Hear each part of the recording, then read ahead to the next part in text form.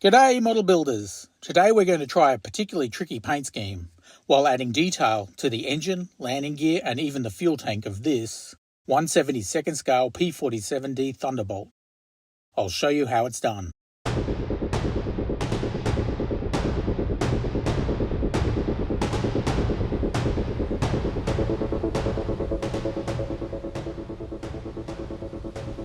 The model is the Thunderbolt half of Academy's Special Edition Gabreski 2-plane set, which also came with an F-86E Sabre. There was only one paint scheme for the P-47, but it was the one that I wanted. The kit is 1/72nd scale. It has nice detail in the cockpit and wheelbase, and is nicely moulded with recessed panel lines and an overall pretty typical build-up. I often start by firing off some of the basic colours. It gives me a chance to progress while inspecting the kit. My initial painting quickly moved to interior green, and so I'd started the cockpit before I knew it. There is good detail here, so all I needed to do was make it visible. I picked out the dials on the instrument panel in black, hit it with some red because there are always a few red buttons, and after settling things in with a bit of shading,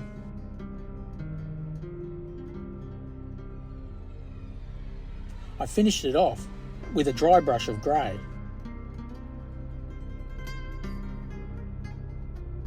The dry brushing continued onto the rest of the cockpit parts, but I used a lightened version of the interior green instead of the grey. Then I added some scratches and scuffs with light tan and sand.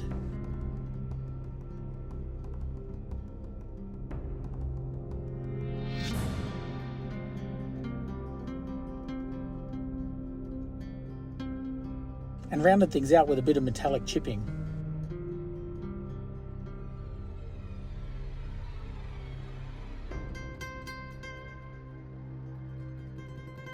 I have a reference that said the seat was plywood, so the scratches here were done with tan paint instead of metallic. This was all tied together with a round of shading. These seat belts were 3D printed in flexible resin. I'm still refining them, but I'll put them up on Cults 3D once I'm happy. You can see that the base of black makes the metallic buckles more visible and gives them a shadow line that makes them look more 3D than they really are.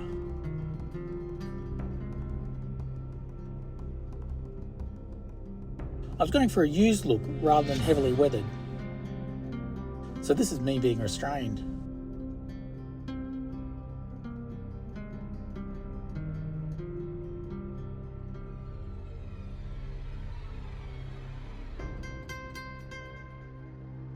The shading hides any errant glue marks and unifies the look.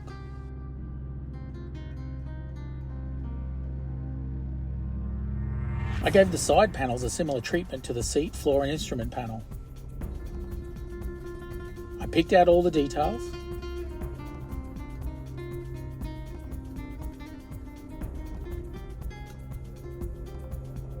I added some scratches. Used the shading wash to bring it all together. And here we are. Just some paint to make all the difference.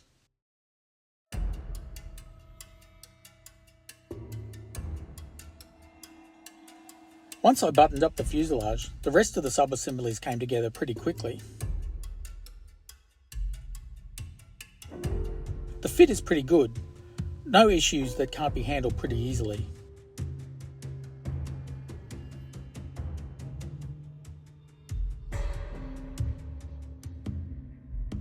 Even though they are quite plain, this is how the real gun tubes look. They only needed to be bored out. This was pretty quickly done and made a huge difference.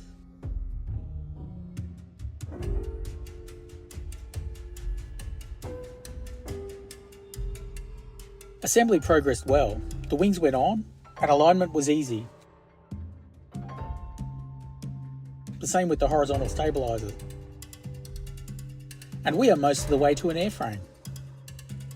I scraped down the seam that ran along the centerline of the fuselage to remove a burr or step. There were no gaps that couldn't be handled with a quick coat of liquid filler. I prefer heavy acrylic primer, but you could thin down your favourite putty for the same effect. Minimal sanding needed. Anywhere I filled or sanded out a seam, I rescribed it straight away with a hobby knife, followed with an extra touch of liquid cement. And before you know it, the basic build was done.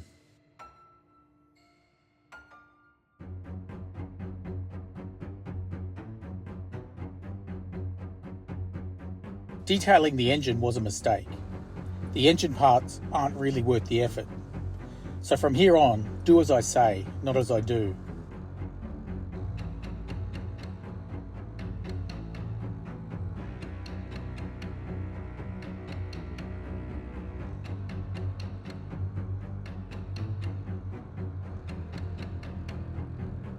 I removed all of the detail forward of the cylinders so I could add the ignition ring. Then I went to town. 36 tiny little wires had to be glued in place around the ring. 2 for each cylinder, alternating between the front cylinders and the rear cylinders.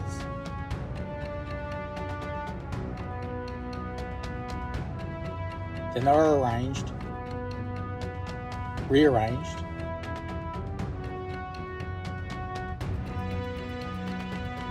felt like half of them had to be re-glued.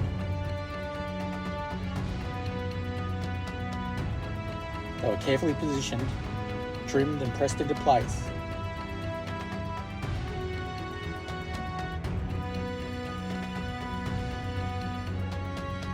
One advantage here was that small scale and soft wire are our friends.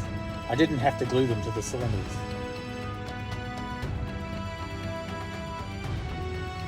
It was starting to look like something.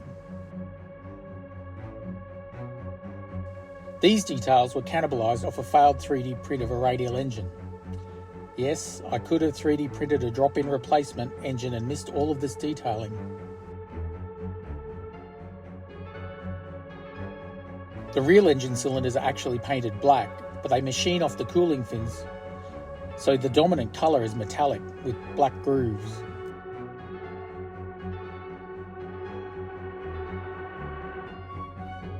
There are gloss black push rods,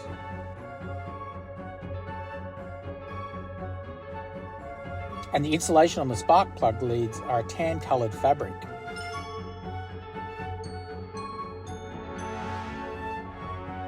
The blue of the crankcase adds unexpected colour in an unexpected place, which adds visual interest for the viewer. I just had to quickly correct the colour of the ignition ring.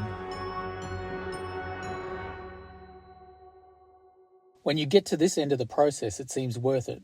I was pretty happy. The actual firewall colour is probably yellow zinc chromate, but I just went for camouflage green because it would be awkward to paint this forward part of the fuselage after the cowl was fitted. The cowl had a step where it attached to the fuselage, which I eliminated by scraping and sanding away. I also scraped away the trailing edges of the cowl flaps to make them thinner. The panel lines for the cowl flaps were rescribed, so they were a little more prominent than the other panel lines in the area.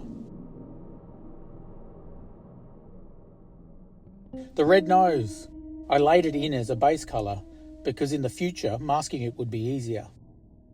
The blue tack mask was hard to remove because of some cold weather and took some detail parts with it, but the cowl fitted as I intended. And even after the detailing, the engine still fitted and looked great.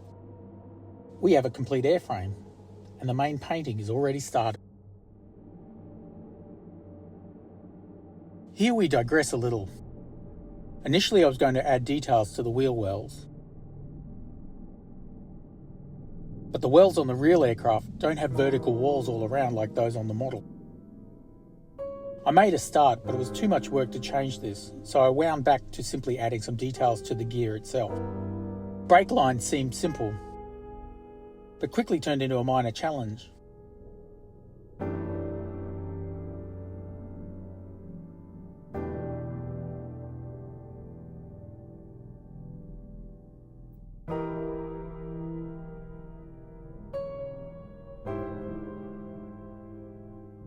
I like the contrast between the thin rigid lines and the much more prominent flexible hoses.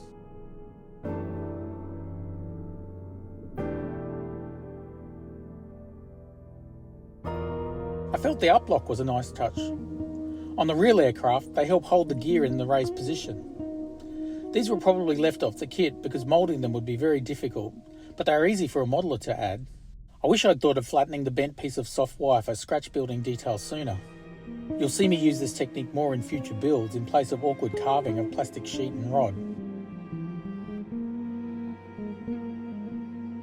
The uplocks were painted red so the ground crew didn't use them as towing points.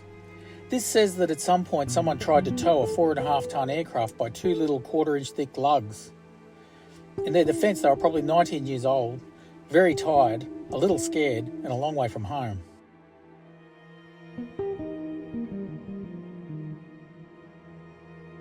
A bit of shading makes the details visible and also brings everything together. I flattened the wheels a little to make it look more like a 4.5 tonne aircraft. The rest was painting and shading, etc. Now our plane will have legs and feet when we need them.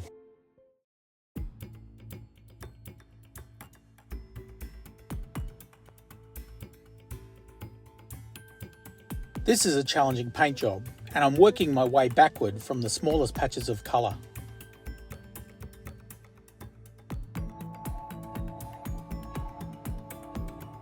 There is a catch with the nose. The paint scheme shows a panel line, but there isn't one, and I've seen other modellers get caught out by this. I put the rear edge of the red about halfway between the two panel lines. I used facial tissues to fill in and mask the cockpit.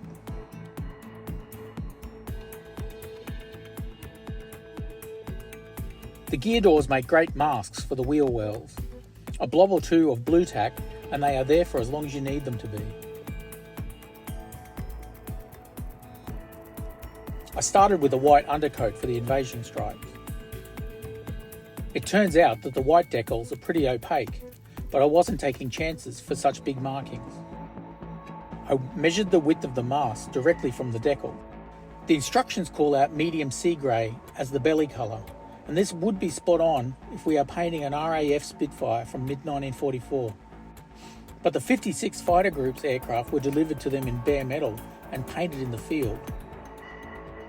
Masking is a lot of effort, but the end payoff is what makes it. Convention says lightest colour first, but reference photos and accounts of the painting of Gabby's aircraft all indicate that the green was painted first.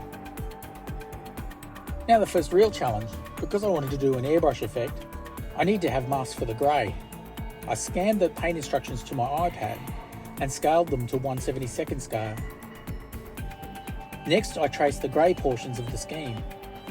I set it to my vinyl cutter and quickly had a set of masks ready to go.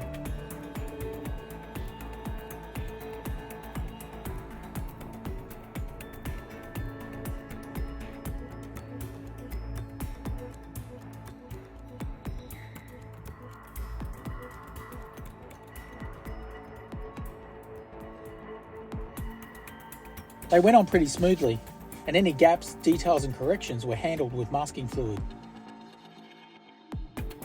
I wanted to use an airbrush marbling effect to do the grey, but I failed. You can see when I start painting, things are already blotchy but not in a good way. By the end of the grey coat, I had overdone the correction for this early mistake, and it was all too even and far too sharp. I had to fix this. But first the demasking. One of the most fun things to do in modelling. Enjoy the montage.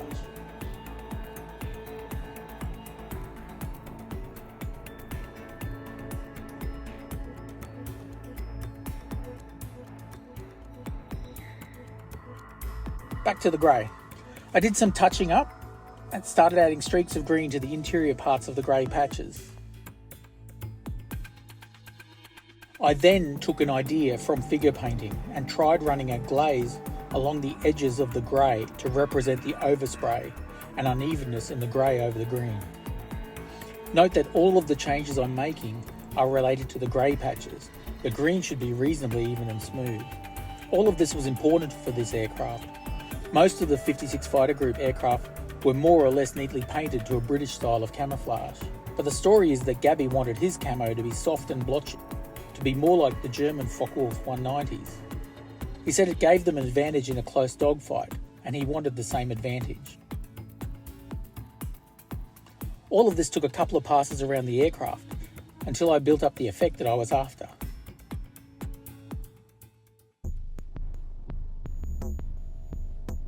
I always start decaling with an all-over coat of clear gloss. It prevents silvering and also stops the decals grabbing the surface, which makes it hard to make fine adjustments to their position. I generally work my way from largest decal to smallest, so the invasion stripes went on first.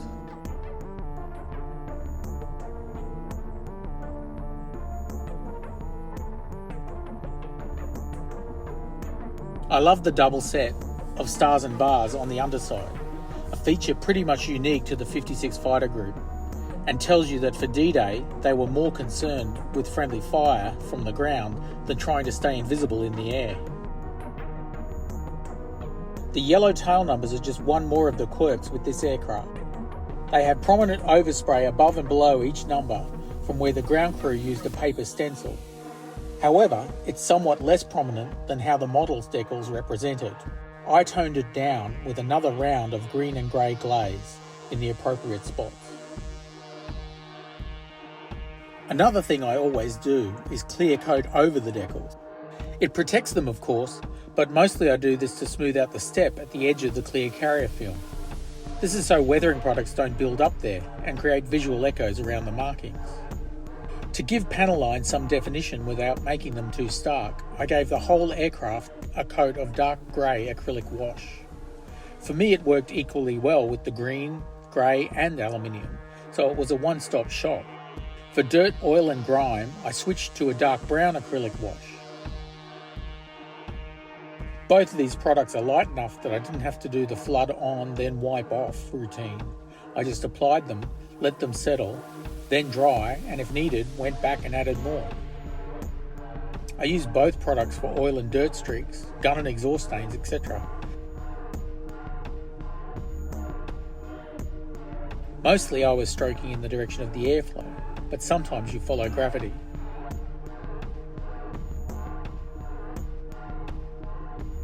The final bit of shading was to use a fine brush to run an extra application of the grey wash to each of the panel lines that define the control surfaces and the cowl flaps. This makes it more obvious to the viewer that on the real aircraft, these are all moving parts.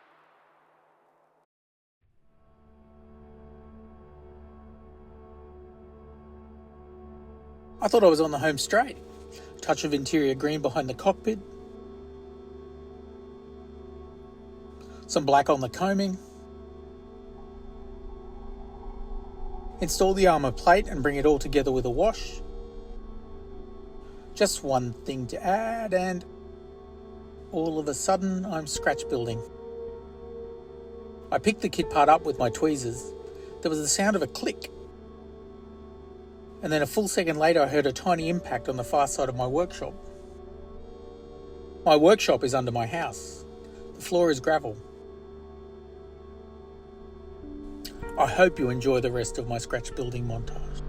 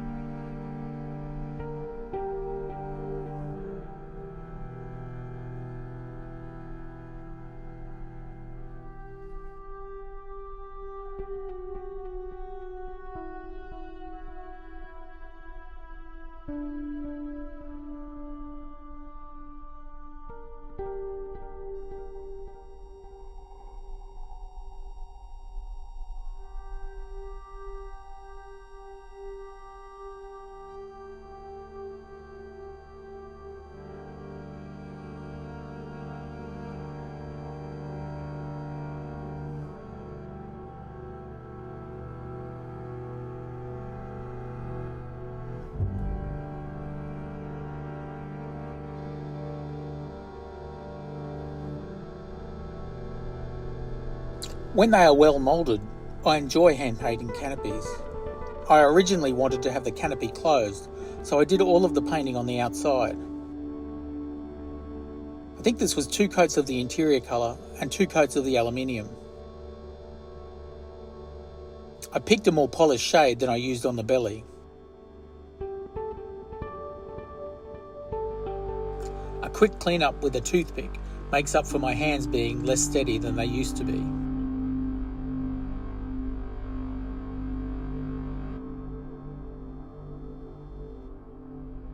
Round 2 of unplanned scratch building.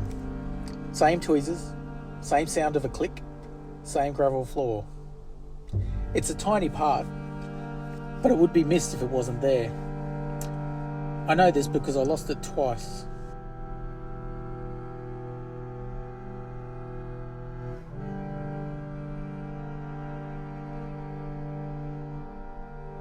I started down the path of typical gunmetal, but research told me that the gun tubes were chrome plated. I have that colour. It was sorted in a flash.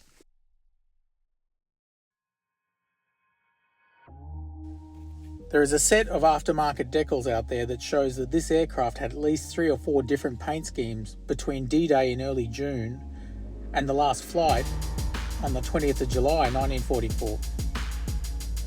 This meant the ground crews were flat out adding invasion stripes, changing invasion stripes, and then starting to remove invasion stripes.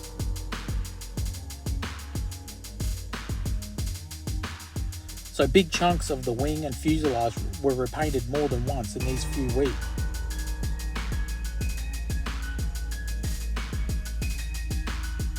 Even so, the aircraft wasn't going to be in a showroom finish. Reference photos show that the leading edge of the wing are quite prominently chipped. This is probably from rain and even icing, since the paint on the rest of the aircraft is pretty sound. So the rest of the chipping is a small amount on the wing roots, a little ahead of the windscreen, because the ground crew would slide across this area to get from one wing to the other, and around the gun bay.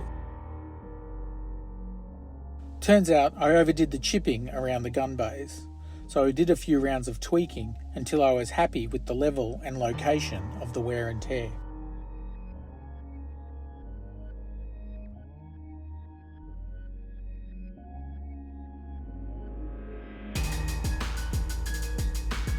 All over acrylic matte varnish. This one is very thin and dead flat.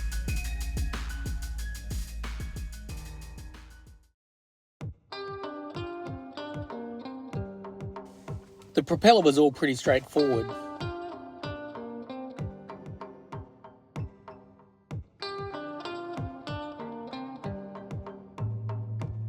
The chrome spinner cap stands out nicely, but I should have scribed a panel line to really make it pop.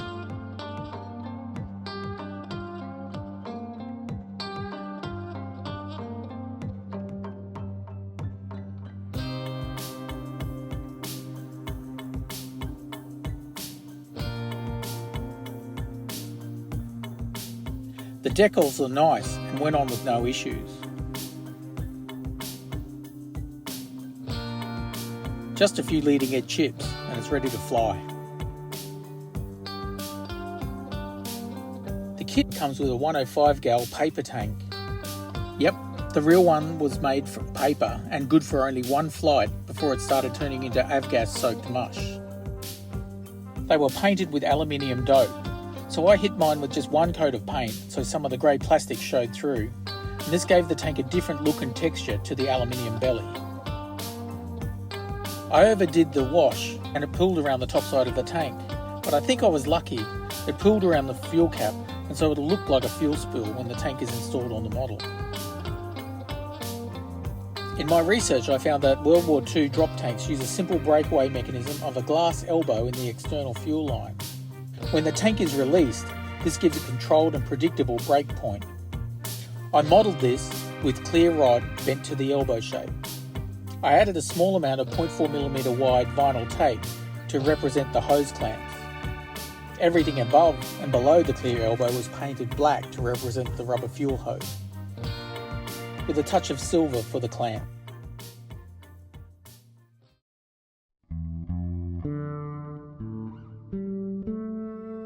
I go on about lights, but they give you a lot of impact for only a little effort. The 3-colour ID lights were straightforward.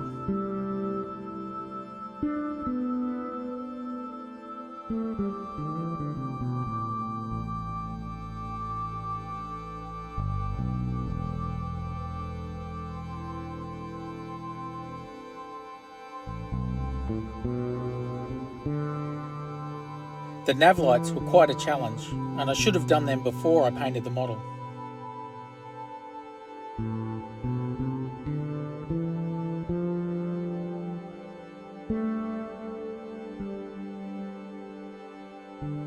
The touch of yellow zinc chromate against all that grey and green makes me smile. It makes the tiny red and green specks that represent the bulbs easier to see.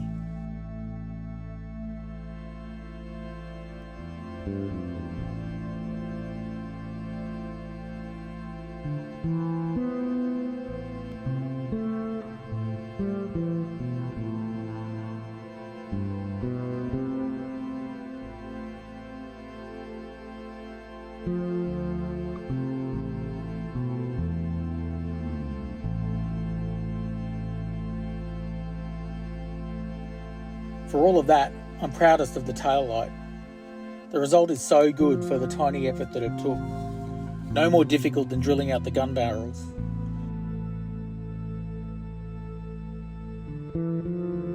Go and get some UV resin and a UV torch. Do this on your next model.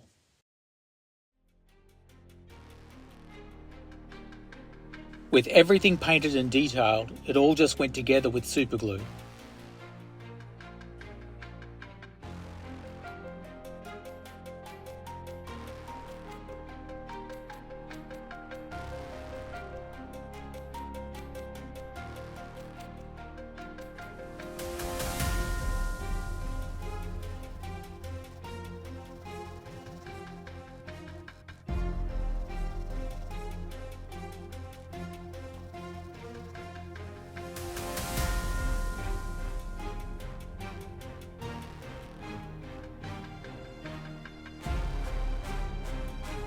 I had a complete aircraft, needing just one more thing.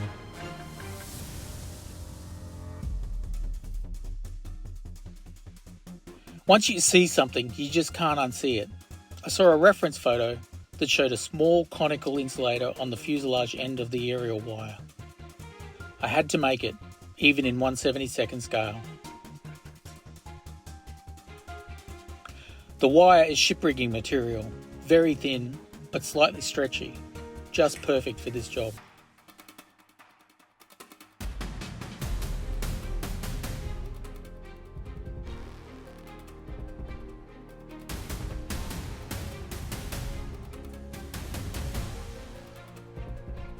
I hid the shiny glue with a touch of matte varnish. And with the addition of an insulator at the tail fin end of the aerial, we are done. While you are waiting a second or two for the final reveal, it would be lovely if you would hit the like button and subscribe to my channel. Thanks for watching.